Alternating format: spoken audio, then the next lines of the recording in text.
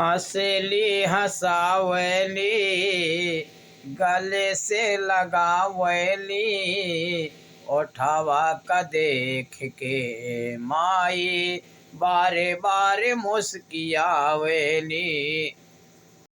हंसली हंसावली गले से लगावली ओठवा का देख के माई बारे बारे मुस्कियावली।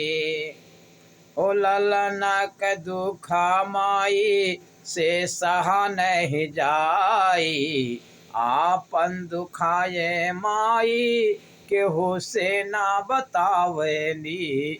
ओ ललना के दुखा माई से सहा नहीं जाई आपन दुखाए माई केहू से ना बतावली।